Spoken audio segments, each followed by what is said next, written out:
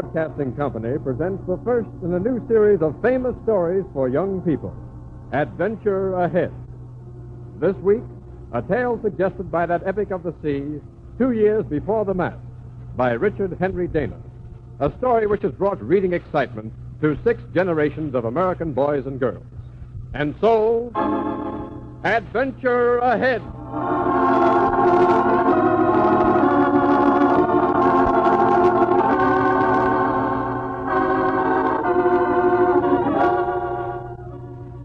It was 1844, and the first time that I ever saw the Pilgrim, I knew she was the ship for me. Because in all of Boston Harbor, she had the finest lines, the deepest draft, and masts that almost scraped the sky. Yes, the Clipper Pilgrim seemed the answer to my dream. The largest, tallest, most seaworthy ship that I had ever seen. And even though I'd never been to sea and hardly knew my way around a deck, I climbed aboard to find the captain. You looking for somebody? Well, yes, I am. I want to speak to the captain. Not after a job, are you? A berth? Yes, sir. She's a fine ship. Maybe. There's worse ships afloat in the Pilgrim, and there's better ones, too. What do you mean? You'll find out soon enough if Captain Taylor signed you on. Do you think you'll take me? I never been to sea. It won't make much difference this trip. Pilgrim's due to sail tonight, and we need men. You look strong enough, husky. You can learn, we'll make a sailor out of you. Why, you might be first mate by the time we sail back home again. Well, thank you, Mr. My name's Harris. Save the mister for the office. I'm just one of the crew. All right, Harris. You'll find Captain Taylor aft. Aft? Needing men to fill out the crew, I expect he'll be glad to see you.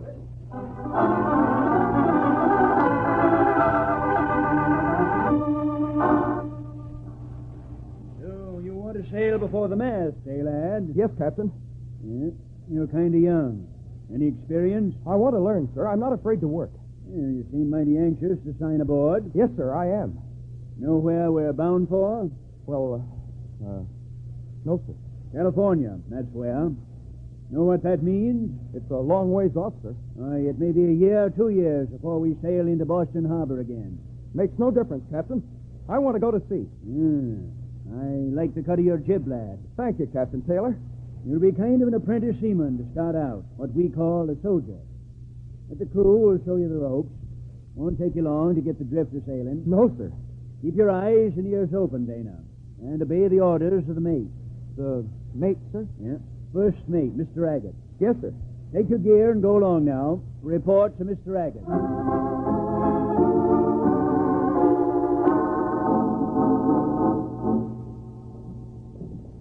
You're the new man, eh? Yes, Mr. Agate. Ever been to sea, Dana? No, sir. Ah, a landlubber. Please, sir, I want to be a sailor. All I'll try right, to work. Dana, none of your jaw. When I talk, lend an ear, understand?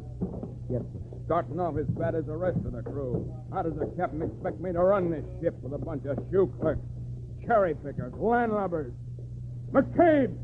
Mr. McCabe! Aye, sir. Aye, mate. Here's a new man, McCabe. Give him a bunk in the forecastle. Aye, mate. Dana here thinks he wants to be a sailor. Yes, sir. But I'll take that out of him by the time we're on the horn. Aye, we all Landlubber. work that way, mate. Oh, did we, Mr. McCabe? Aye. And who asked for your opinion? Well, I only... Don't forget, you're just the second mate on this ship, McCabe. When I want your opinion, I'll ask. But I only wanted... Shut up. I don't like a man that talks a lot, McCabe. I'll make you wish you never sailed aboard the Pilgrim.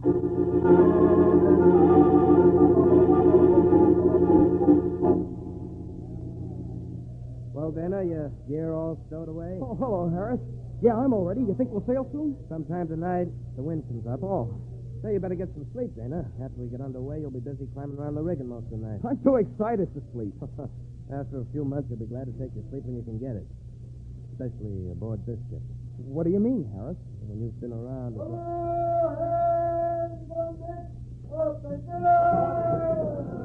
Well, Dana, this is it. You mean we're underway? Aye, get a move on. Here's where you'll learn to spread canvas.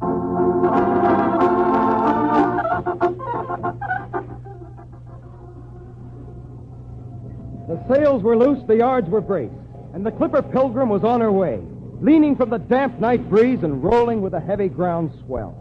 Everything seemed beautiful that night as we sailed into the dark Atlantic bound southward for Cape Horn and California. But in the morning, things didn't seem so beautiful. With all the crew on deck, the day started off with a few words from the captain, and Mr. Agate. Welcome to the Clipper Men. Some of you are old hands. You know the work I want. And the new men will manage fine if you obey the officers. That's me, the first mate, Mr. Agate, and second mate, Mr. McCabe. All right, take over, Mr. Agate. All right. Stow the gas. You didn't sign aboard the Pilgrim for no pleasure cruise. I expect every man jack of you to work. And after that, work harder. Obey orders, do your duty. Fare well enough. But if you don't, I'll break a man that crosses me. Understand? All right. Starboard watch on deck. Rest of you below.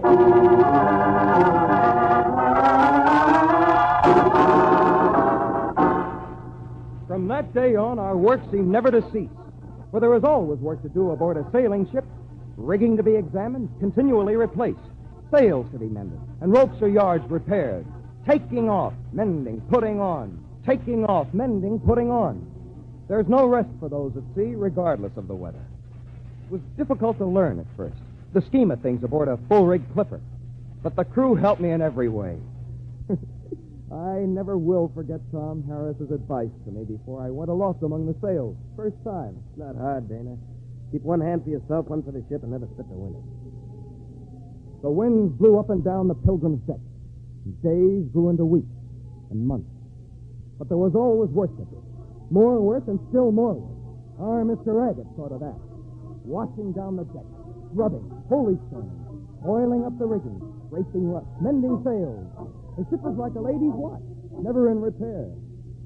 One afternoon, when the weather was bright and we stood well off the coast of Brazil with a strong wind at our stern.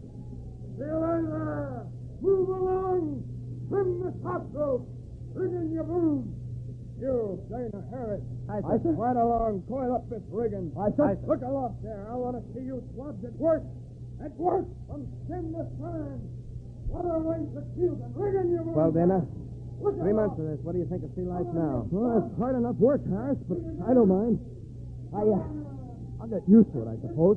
No, Dana. As long as Mr. Agate's aboard, none of the crew will get used to this driving. Well, you shipped with him before, haven't you? Aye, many times. Hard work and never a kind word. Well, what about the captain? He's hardly ever up on deck. Doesn't he know the mate's just stirring trouble? I doubt it. Captain Taylor trusts the mate, I'm sure of that.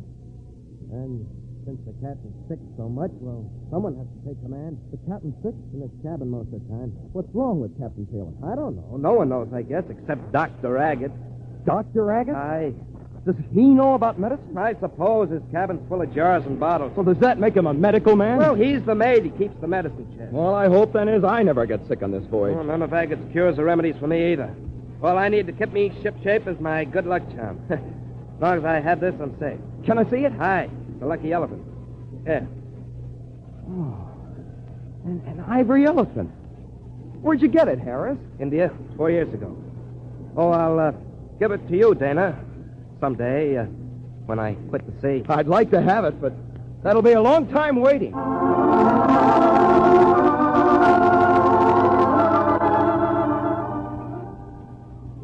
Wind's up, Dana. Aye, squally off the starboard. Dirty weather on the way, all right. Getting near Cape Horn. Won't be many days.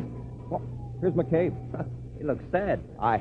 What's wrong, McCabe? Aye, it's Agate again. I just had another set to with him. Oh? He's been after me ever since we left Boston. I'm afraid of him. What are you afraid of? I don't know. He might do anything. As long as the first mate's running this ship, we're headed straight for trouble.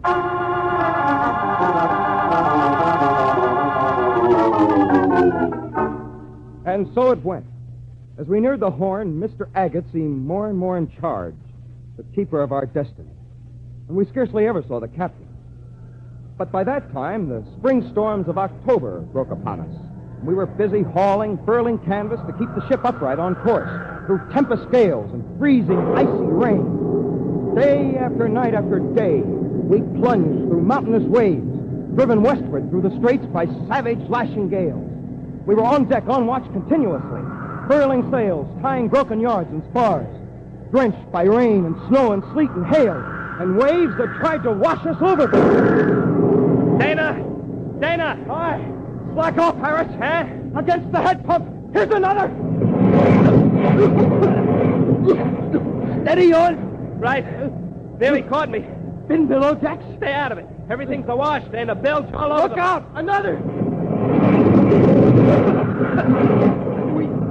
We shifting water? No. Pilgrim's built for worse than that.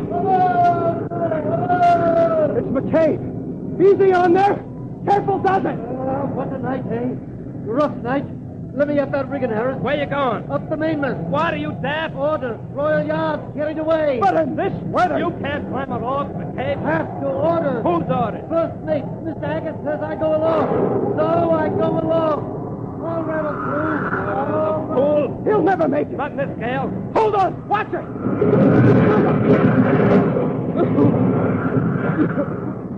There he is. Still climbing aloft. Can't we do something? An order's an order, Dana, especially when it comes from Mr. Rack. How can he hold on in this wind? Brother, heave of the ship. Look out! He's slid. He's falling.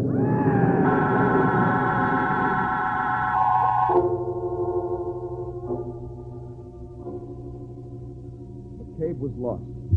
There was nothing we could do to save him. 4 days later, when the Cape Storm blew itself away, Harris and I were talking. He ordered McCabe up in the rigging. Mr. Raggett ordered him aloft. What do you mean, Harris? I think he tried to kill McCabe. I wonder.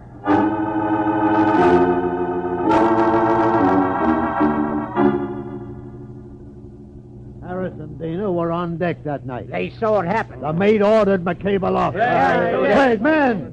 Would an officer in his right mind order a man aloft like that? Certainly would not. If the mate's mad, he is. Aye, he's mad. Well, men, what are we going to do about Mr. Agate? We can't do a thing. Huh?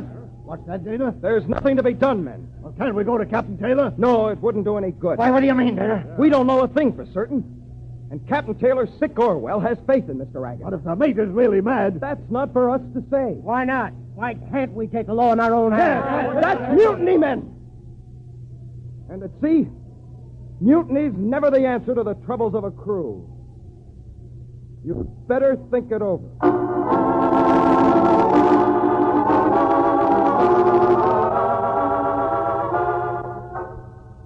With fresh, strong winds behind us, we sailed on, northward, up along the coast of South America, past Chile, Panama, Mexico, closer, drawing closer to our goal of California. And throughout the long 5 months of travel, we suffered beneath the stinging lash of Mr. Agate's vicious tongue. From dawn to dusk he screamed at us, threatened us, and swore at us. And when the good ship Pilgrim anchored at our destination, San Diego, and our voyage halfway through, the worst, we hoped, was over. And we celebrated with a shore leave. Our first since leaving Boston, as the crew was emptied of her cargo, and the holds refilled with cattle hides. And then, in April, we set sail again, bound for the Cape and home. The Pilgrim was going back to Boston, and we were going home.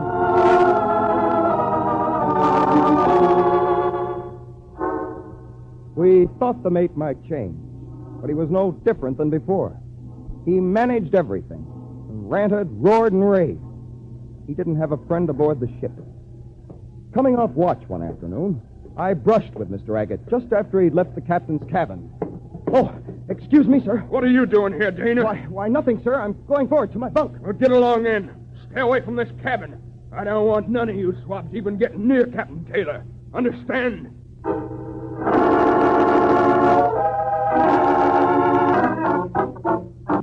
Watch, Dana. Hi. You look like somebody jarred your compass. I just fell foul of the mate. Oh, skin today, huh?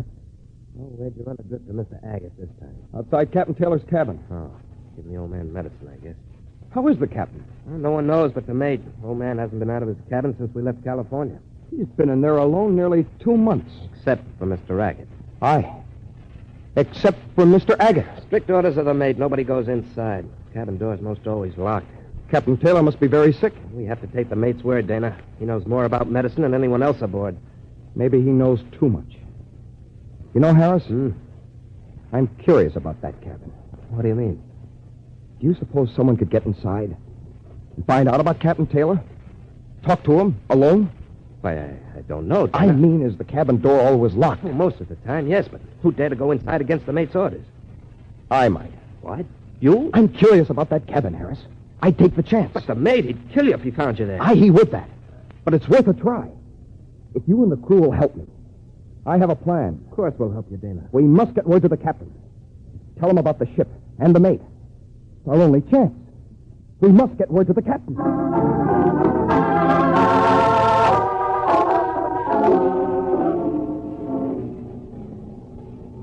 Careful now.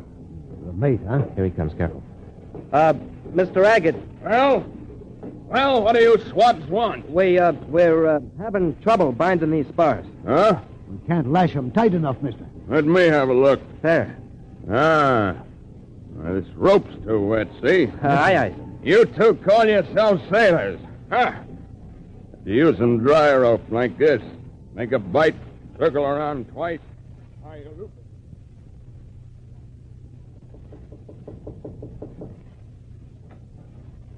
Captain Taylor? Yeah.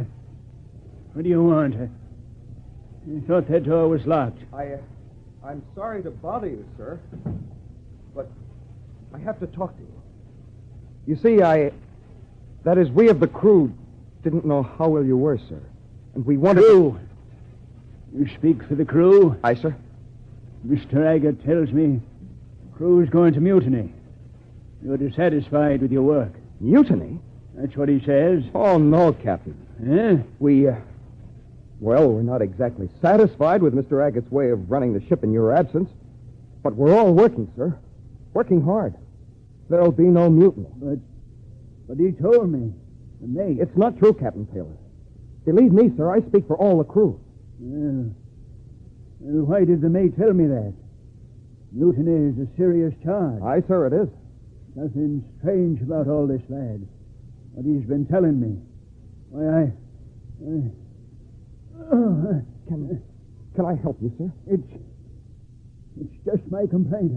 Hand me the medicine, lad. Medicine? Tablets. Ulcer tablets. Oh. These, Captain? Hey, lad. And some water. Why, what's wrong, lad? Sir. These tablets. Eh? Did Mr. Agate give you these? Aye, lad. And you've been taking them? For the last 2 months. I'm a sick man, lad. Of course, sir, I understand. But if I may ask, sir, do you really feel better after taking these? Well, no, not so much.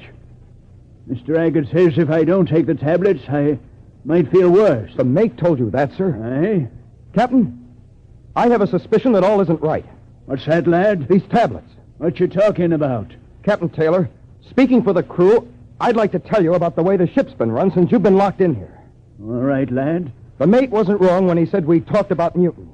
But we had a reason, sir. And that's what I want to tell you. Last resort, sir. We agreed that I should come and tell you about these things. We thought you'd want to know, Captain. It's incredible. Incredible, lad. I've wondered about the mate. And this explains a lot of things to me. But what can I do, lad? I'm too weak to leave this bed. What can I do? Well, if I may suggest, sir. Aye, lad. First of all, stop taking these tablets, sir.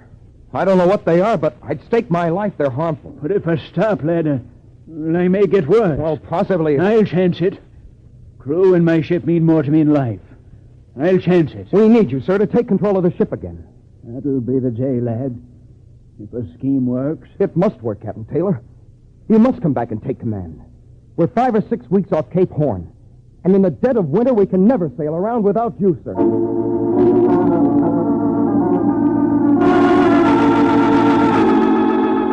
The captain followed our advice and slowly came around to health again. Lots of exercise. And when he was hungry, we sneaked him bully beef and biscuit. All unknown to Mr. Agate, though. And then, one day in June, Captain Taylor left his cabin, came on deck, quite suddenly, surprising all the crew at work. But most of all, surprising Mr. Agate. Faster! Faster, you swabs! What I need is a black snake whip. That makes you move along. Did you say something about a whip, Mr. Agate? Why, Captain. Surprised to see me, eh, mate? You, sir. You shouldn't be up. Oh, no? Why not, Mr. Agate? Why, your health, sir. My health? I never felt better. Your cure was real good, Mr. Agate. I feel fine. Oh, you do? Well, you got no right up here. No? And why not? I've earned my right to run this ship. Oh? I've been running a Pilgrim for the last 3 months, and before that. So I understand. And I can sail her into Boston myself. Oh, can you now, Mr. Agate? And nobody'll stop me. No? Well, I can stop you, Mr. Mate. You've been running things too long aboard my ship. You made several big mistakes. First, when you tried to poison me. Huh? And then when you didn't recognize men, real men, these men, your crew. Crew? But they were There's not a better crew on any ocean, Mr. Agate. You might learn a lot by watching them. A mutiny. What about It seems to me, Mr. Mate, that if anybody is guilty of insurrection and taking over the control of a ship, it's you, Mr. Mate, and nobody else. Yes, sir. Yes, Captain. If I didn't need every man jack aboard ship to get around the horn, I'd toss you in the brig, Mr. Mate.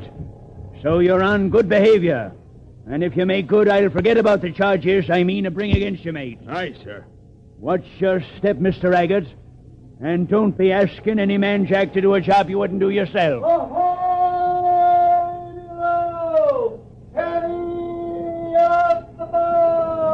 Captain Taylor, there's a blow headed out of the south, sir. Aye, lad. First to the Cape Storms. You'll have them all the time from now on. Shorten sail! Man the clewlands! Man the clewlands! Getting dark, sir, in the southeast. Aye, it'll be rough and heavy through the straits this time of year. Aye, sir. Mr. Agate! Aye, sir. Aye, Captain. You think you can manage to help us out? Aye, sir. On your way then, mate. But I'd advise you, watch your step. We'd prepared for winter weather, but we never expected the heavy storms that lashed our ship from stem to stern as we went around the Cape. The worst of all the storms struck late one night when I'd come up on watch. The great ship rolled and pitched, and wallowed in a heavy sea, driven blindly eastward by a gale of rain and sleet and snow. It was all a man could do to keep his feet upon the wet and slippery decks. Dana! Dana! Aye, sir. Aye, Captain Taylor. Easy on there, lads. Aye, sir. Harry's with you? Right here, Captain. Good. She's rough tonight, lads. Aye, she's heavy. You lashed the longboat? Aye, sir. Now, hold on. Here comes the tall one. Lift the rigging holes. We'll weather through. Every spar yard arm's lashed down, sir. That's right, Captain. We'll hope for the best, lads. Have you seen the mate, Mr. Agate? It's along the deck, Captain. Oh. Belay, mate! Mr. Agate! Light along, Mr. Agate! Aye, Captain. Go on it, mate. Aye, Mr. Agate. All snug aft. Aye, Captain. Took another turn of lashing around. Stop that down, sir! Aye! She's down all right. Drag it loose. And she's liable to break off, saving the deck. Somebody ought to go aloft. Mate, lash her down against the mast. But it's dangerous. A man can't climb up in this wind, this sea. But she's got to be lashed. Can't be done, Captain. Not in this weather. No worse than the night you sent the cable off. What did you say, Harry? You heard him, Mr. Agate. You sent McCabe up in weather as bad as this. Oh, you're going to order aloft this time, Mr. Raggett. Well, That topmare's got to be mended, mate. You going aloft yourself? me? No. No, I won't. No. It's death to the man that tries it. But you ordered McCabe aloft, didn't you? I won't. It's death. Certain death. All right, Mr. Agate. You've had your chance to make good, and you failed. I don't care. I won't go up. I won't. I won't. No. No. Captain Taylor. Aye, Dana. I'll go aloft, sir. Yeah? I'll go up. You? She must be lashed down, sir. I think I can do the job. It's a long chance, Dana. I know, Harris, but I'll try if I may, Captain. Well, I'm not ordering you, Dana. But if you think you can make it, Aye, sir. then go aloft, Dana, and best of luck. Thank you, sir. The wind's bitter, the rope's icy. Be careful, lads. Watch your step, Dana. I'll be careful. Think we'll make it safe? I don't know, Harris. Mr. Agate! Aye, sir. Keep your eye on young Dana, doing the job you're afraid to do. Climbing higher. Higher. Up and up I climbed, hand over hand upon the icy ropes and rigging. Sleet and rain beat down and splashed my face. The whole ship lurched suddenly. It shaped me into the sea. seemed like hours until my frosted, bleeding hands had lashed the broken mast. I'd started down the deck again. Here he is, sir. Here's Dana. Easy, lad, easy. Hi, Captain. Give me a hand, Dana. I'll help you. You lashed her down tight, lad. Hi, Captain. As good as McCabe might have done himself. Watch it, another one.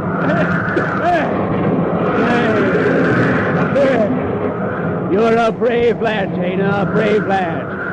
Agate! Mr. Agate! Yes, sir. Aye, Captain. You call yourself a mate? Take a look at a real seaman.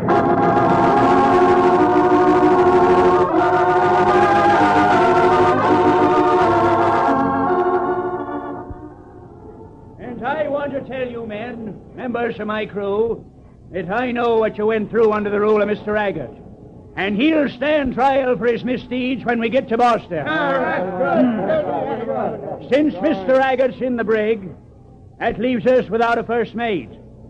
And since young Dana had the most to do with bringing Mr. Agate to justice, I'd like for Richard Dana to be first mate of the Pilgrim till we get to Boston. Well, congratulations, Mr. Dana. I don't know what to say, Harris. You should have been the one to get the first mate's berth. Well, you earned it, Dana. I didn't. I guess your good luck white elephant wasn't working this time. Huh? One thing more, men. Mr. Agate won't be drawing his salary down in the brig. So I propose to divide it up equally among the crew. I expect you can use the extra money when we get to Boston.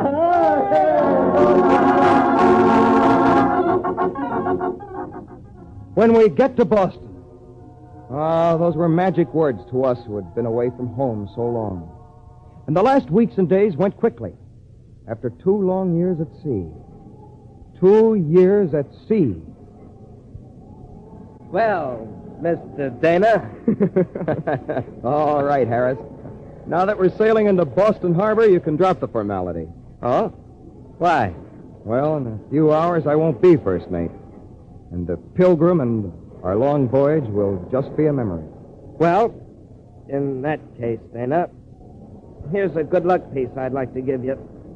You know, the tiny elephant you always liked? Oh, yes, but... Here, Dana. Little souvenir. Oh, thank you. Little souvenir of our trip together. 2 years before the mast.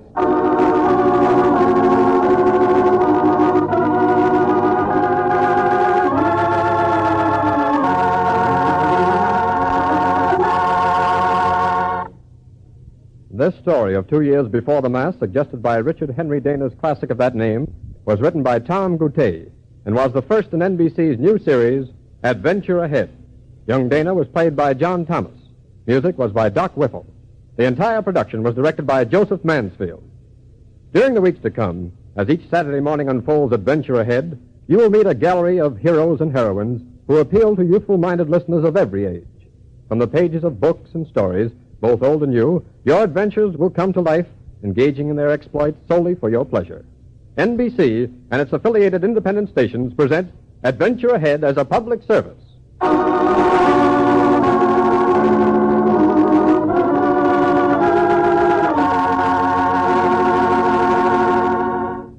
This is the National Broadcasting Company.